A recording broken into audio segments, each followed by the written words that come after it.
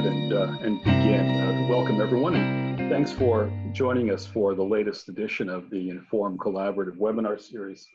A series, as you know, that's intended to be a clearinghouse of information of common cause for professional associations. And we have been incredibly grateful for the generosity of many different executives in sharing their views on the issues of the day in professional associations. And today is no different. We're really very pleased to welcome two very accomplished professional association executives, Andre Williams and Angie Dahl. So Andre is an executive director of the American Society for Transplantation and Cellular Therapy. As executive director, he's responsible for successful leadership and management of the organization according to the strategic direction set by the board of directors. He brings more than 25 years of extensive healthcare experience to his activities. He was previously CEO of the Association of Black Cardiologists. Andre's experience includes practice administration for large cardiovascular practice groups and a research center. Assistant controller for a DC-based healthcare management organization, regional director for a large physician management organization, and owner of a healthcare revenue cycle consulting business. He's also served on various healthcare advisory boards and past president of the DC chapter of Medical Group Management Associations. Andre holds a bachelor's degree in business administration with a concentration in accounting from Lincoln University. So welcome, Andre. Angie Dahl is also joining us today, and she's Director of Development for the American Society of Transplantation and Cellular Therapy. She's responsible for creating and implementing annual development and sponsorship programs. Prior to ASTCT, she served as Director of Corporate Giving for the Be the Match Foundation and has over 30 years of sales and fundraising experience, starting, I guess, when she was in junior high school. Angie lives in Minneapolis and currently serves on the board of directors for community health charities in both Alexandria, Virginia, and Vale Place in Minneapolis, Minnesota. So Andre and Angie, thank you both for being with us today. Thank you, Kevin. Thank you. So let's go ahead and get started.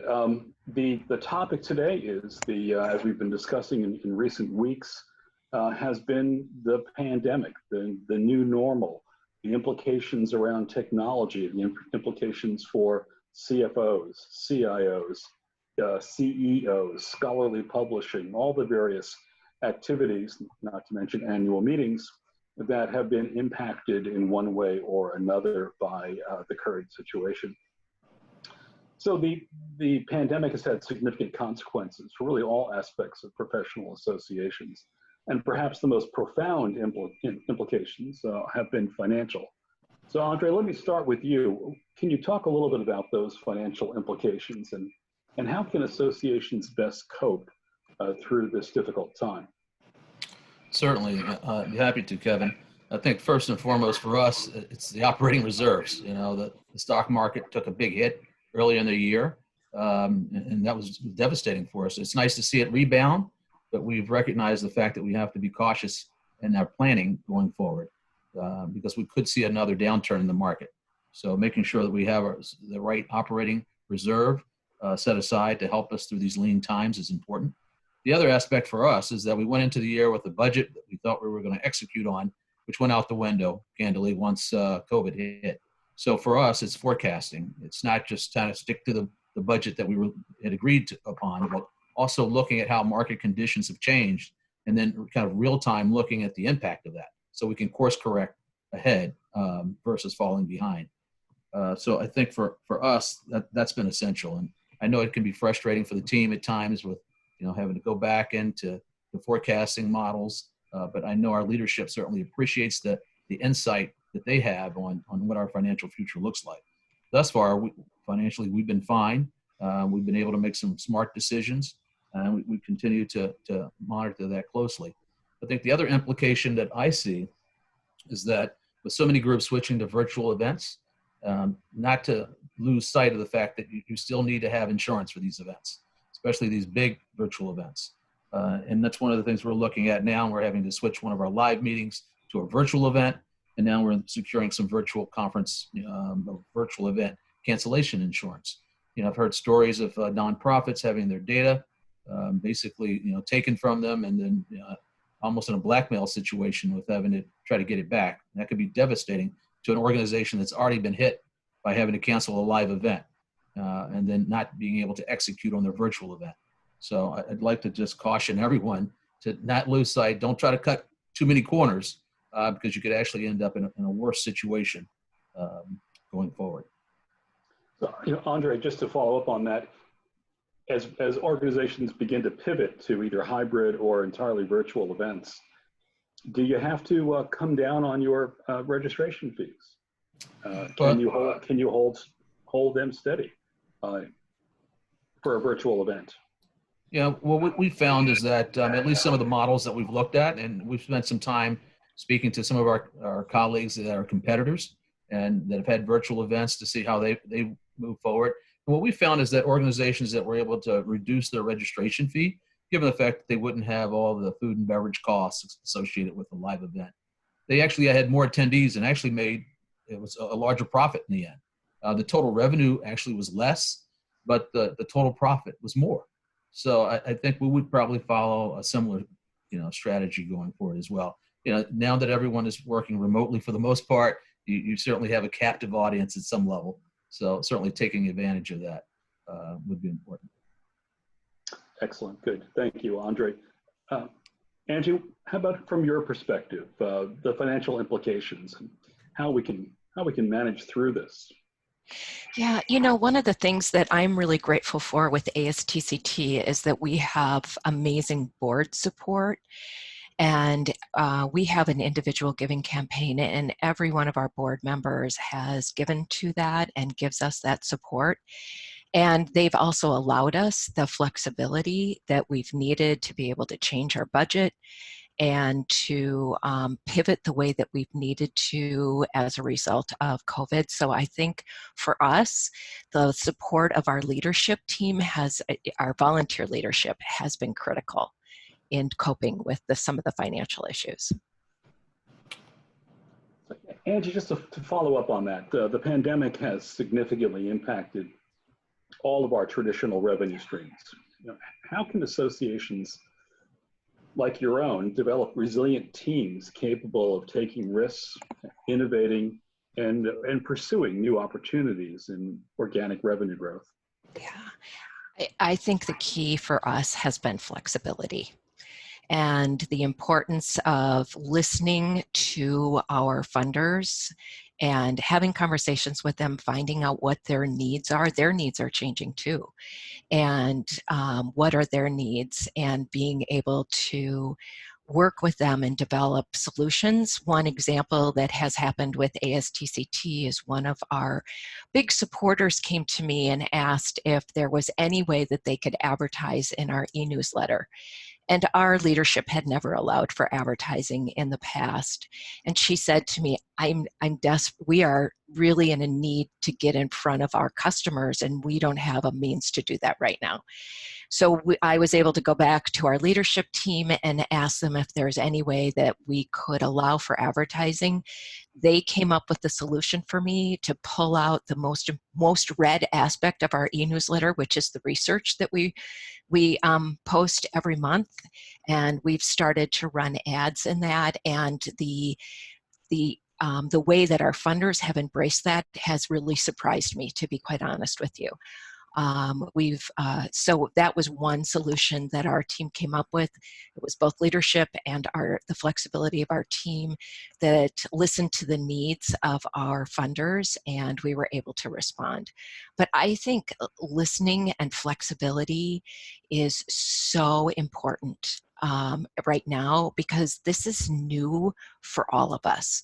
And I think when this first started in March and we were all kind of pivoting from the the live to virtual, we all thought this was going to be temporary, right? We thought that we could get through a couple of months, maybe 2 or 3, and then we'd be back kind of in our normal mode. Well, this is now the reality, and it's here to stay. So we need to work together and listen to one another and come up with solutions for both. Well said. Well said. So, Andre, the same question to you. Traditional revenue streams are in free fall in some cases.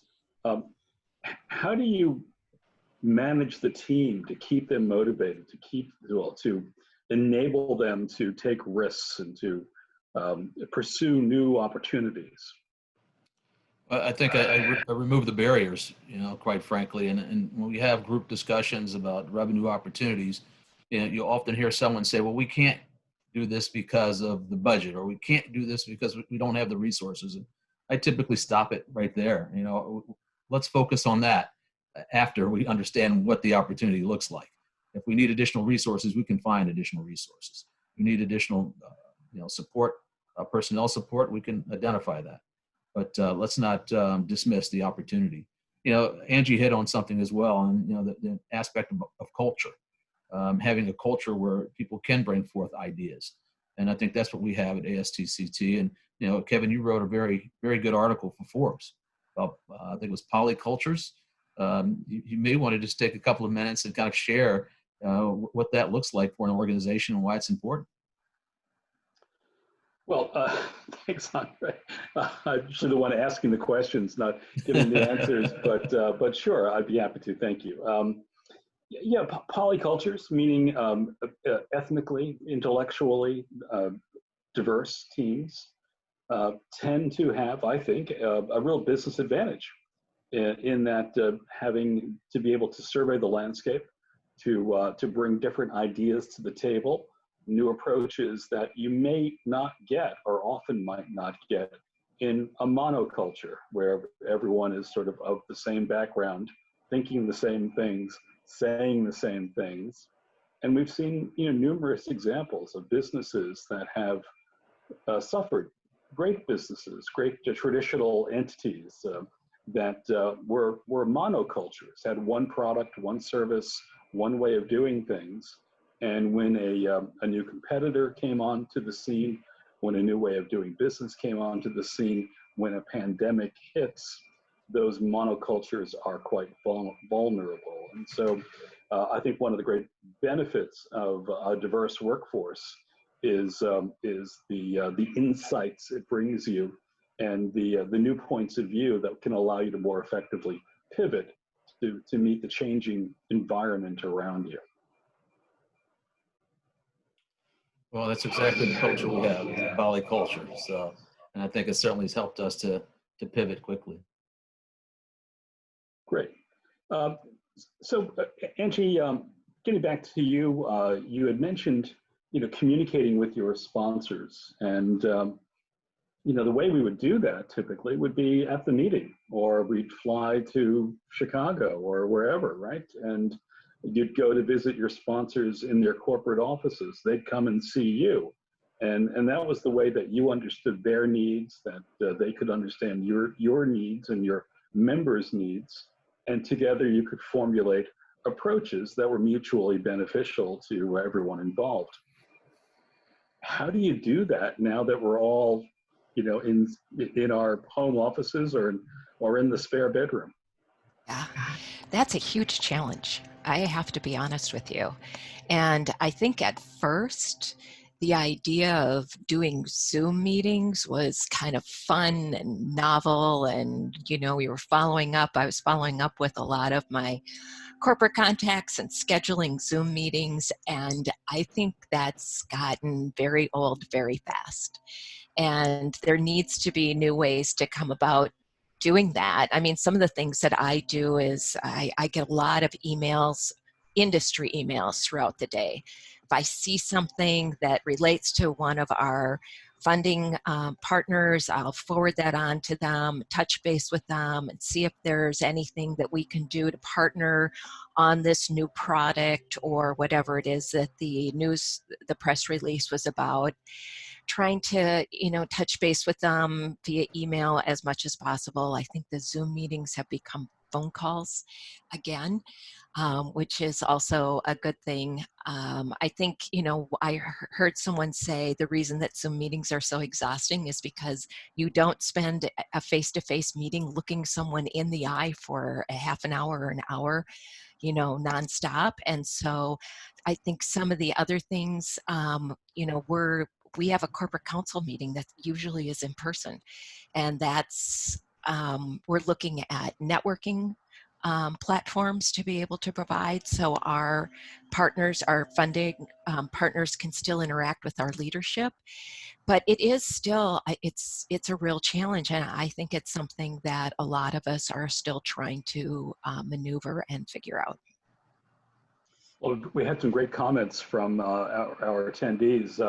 David Schulman says, or advises us to ask the sponsors what successful relationships look like for them in these days, and what their needs are, and orient the discussion in that direction, which I think makes a lot of sense.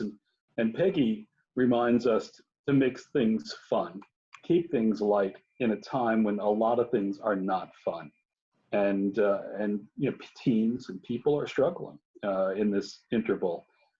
So I think that's good advice to make things approachable and warm while we're trying to conduct the urgent business of the day. So Andre, back to you. Associations and effectively communicating with potential sponsors. What's the new best practice in doing that? Well, first, having a true professional like Angie Dahl to take on that task helps. Oh my goodness. If you don't have an Angie Dahl, then you're probably in trouble. No, one of the things I just want to compliment Angie on is the relationship building. And that is, these aren't just supporters of ours. I mean, they're almost like family. And she really connects with them. She checks in. It's not all business.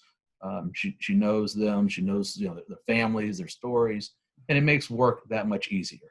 Because, at the end of the day, we're people. We care about one another. And we do want to have fun in the process. So I want to thank the individual Peggy who talked about, having fun. That's important. That's why I'm in Hawaii with my background. You can still dream. You can still try to imagine what it used to be like to travel and have fun. So I think that's really important. I think the other aspect for me is it's more about connecting with my colleagues, the other executive directors, my peer group, to understand what they're doing, how they're approaching the sponsors, what opportunities they're seeing. The best ideas are borrowed still. And I think that once I, find some of those, I share that information with Angie, and then she communicates with the supporters on what some new opportunities could look like. So the nice thing with COVID is that, people are approachable. People are home. You're able to connect. You're not having to deal with conflicts of travel any longer. So that's one aspect that I found that has been rewarding. That's very true. And you're accumulating some fans here, Andre. Peggy says that she's complimenting you on that point, and that it is about relationships. And I've seen instances where associations had transactional relationships with corporate sponsors that they mistook for strategic or personal relationships. And what do they say? When the tide goes out, you can see who's wearing a bathing suit. When the tide goes out, you can see who has true relationships throughout the industry. The one thing that Angie always points up is that these individuals turn up somewhere else. When you have those relationships, when they end up somewhere else, they're contacting you. You're not having to find, where they went, which is really a big help. That just happened. It just happened to me today. I just got an email from one of my corporate contacts who left her former company and is now at a new organization that is still in our field, and reached out and said hello and looking forward to working with you. And it's great it happens a lot, especially in our field. And it's a real blessing, honestly. Well, while we work in a big market, it really is a small town that we all inhabit together, and our reputations do precede us. Yes. Well, great. Andrea, on a different note, during this time of heightened awareness of racial injustice, you know, how can associations most appropriately and effectively respond?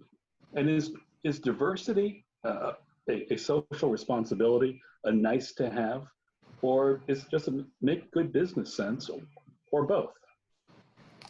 Oh, we could do a whole nother segment on just this question, Kevin.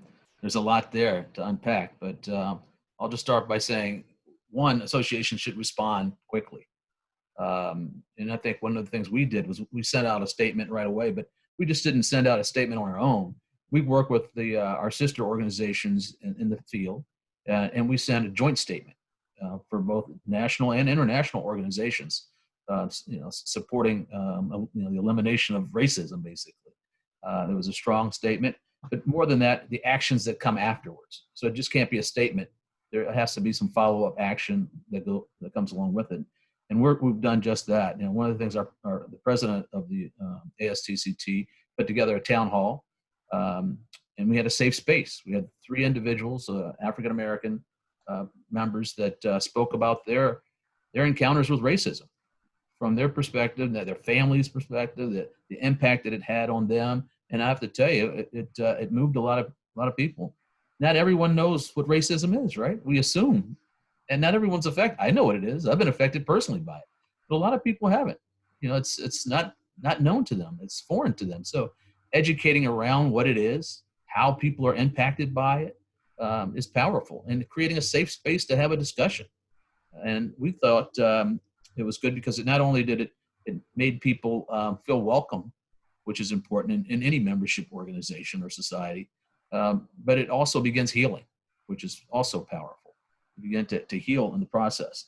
I know personally, as an African American, the statements were important to me, and people were saying, "Well, it doesn't mean anything, Andre," and I would say it means something to me because it's letting me know that you recognize the problem. Part of solving any problem is recognizing that it exists. So putting out a statement saying that this is true, the case that racism does exist, is systematic, and we have to work together to resolve it. Your question about diversity, very important, obviously. And I don't think it's necessarily a society issue or a business issue. I mean, I think it's an American issue. It's core of our foundation. The pursuit of happiness, I think, is, the Declaration of Independence kind of thing. You cannot pursue happiness if you're hitting a glass ceiling and you're not able to, reach the levels that you could, potentially achieve. And I think for our organization, we've taken some steps in creating a diversity and inclusion committee. We've created a diversity officer on the board so that this is definitely a top of mind at our board meetings. And then we've created a special interest group for underrepresented minorities and women. And our annual meeting has a session dedicated to this group. So again, it's inviting people in. It's making sure that our meetings are diverse.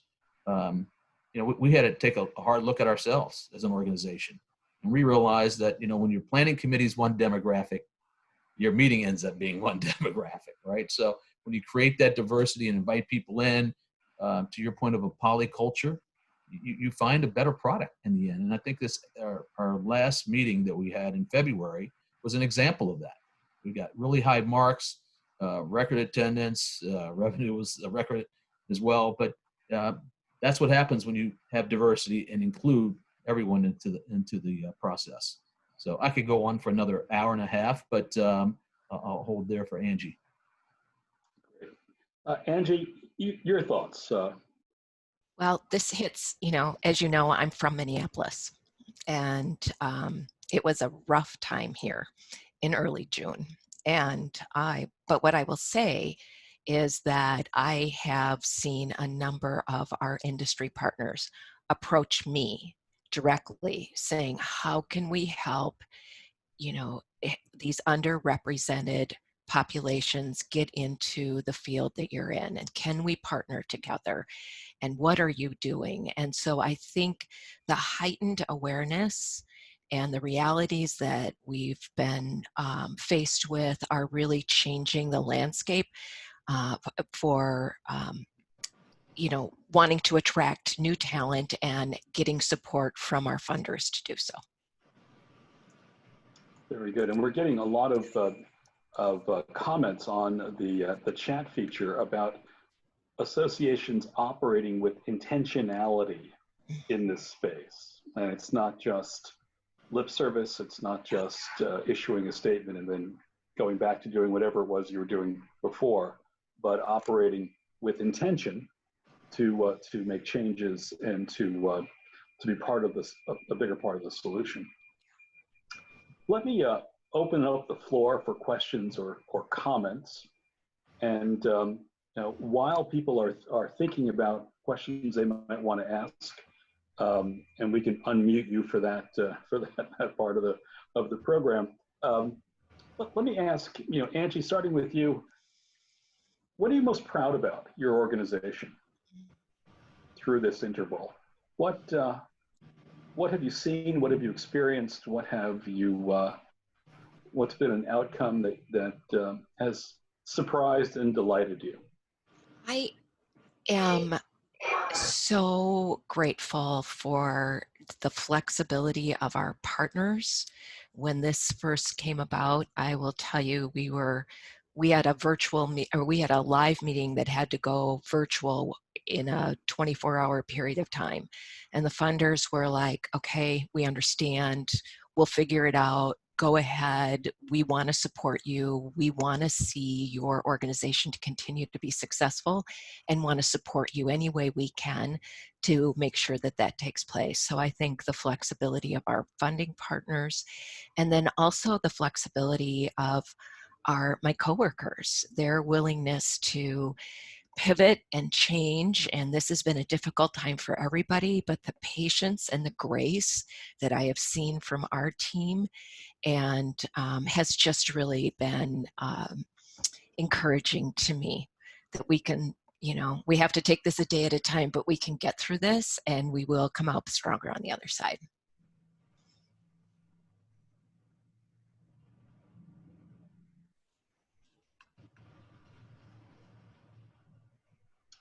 Okay.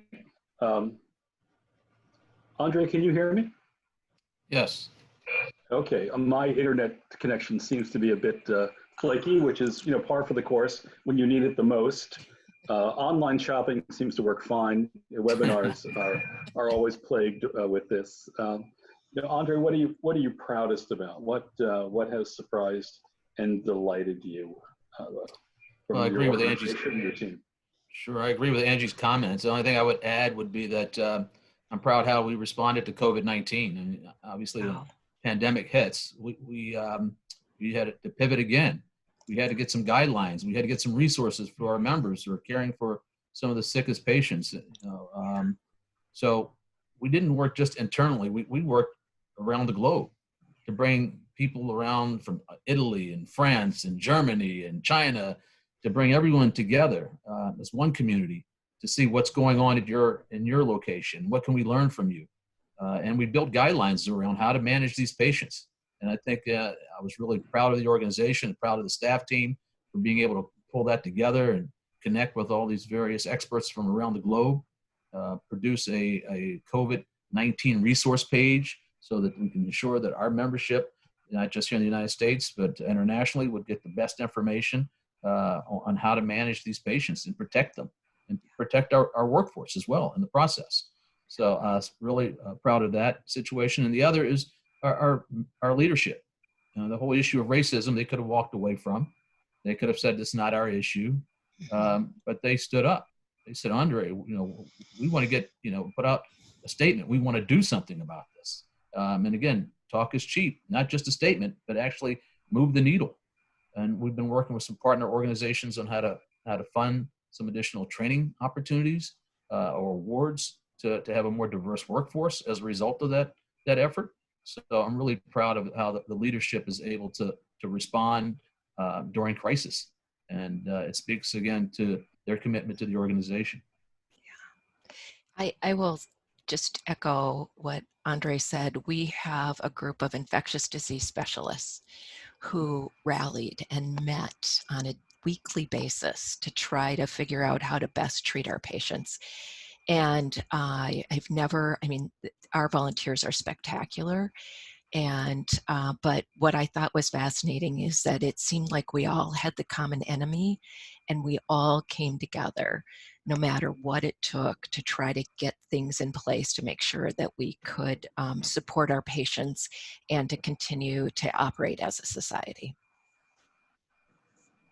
Well, the pandemic has served, if nothing else, as a tremendous reminder to all of us as to what matters at the end of the day in our activities as association executives. It's not just the business of the association, but it's really supporting the members to do what they do best with a mission orientation to improve patient care. And it sounds like ASTCT was well positioned to do just that. So congratulations to you all and to your colleagues. Not seeing any, hearing any questions, and not seeing any more in the chat feature. I think what we'll do then is say everyone's busy, and to thank our speakers for today for sharing your insights. Really appreciate that. Yep. I believe there's a question there in the chat box. Yes. How should associations be thinking about diversification of revenue? Very good. Take it away then. Angie, do you want to take that first part of the question? Sorry. You know, I think, again, it's that idea of sitting and listening with your partners and hearing what their needs are and what they're trying to do, and then try to create programs to help support them so they can achieve whatever goal it is that they're trying to achieve. And I've had several, I mean, one of the things I'm grateful for is that I get phone calls on a pretty regular basis from our partners saying, hey, have you thought of this, or could we do that, or would this be an option? And so I think that that key of listening and being flexible is important on diversifying those revenue streams too.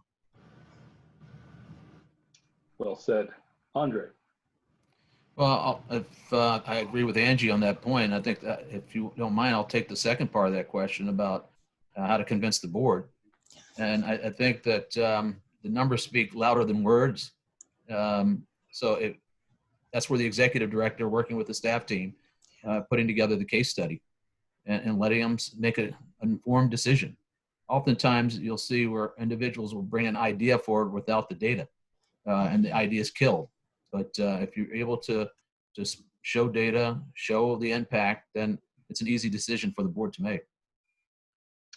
It's an excellent point, and thank you for bringing that to our attention. I also think if you can map this directly to member value creation, that is, you know, a bedrock principle. It has to work economically, but it also has to work, of course, in the best interest of the membership, and their needs are evolving, as you pointed out during this interval as well. Very much so. Yes. Well, then, any closing comments? Thank you, Kevin. No, this is fabulous, and thank you all for joining in. Thank you. It's good to see some familiar names. Thanks, everyone. And it's great that my internet connection has held out long enough for us to gracefully conclude the session. Thank you all very much for your attendance. Thank you to our speakers for a great session. Thank you. Take care. Goodbye for now. Bye.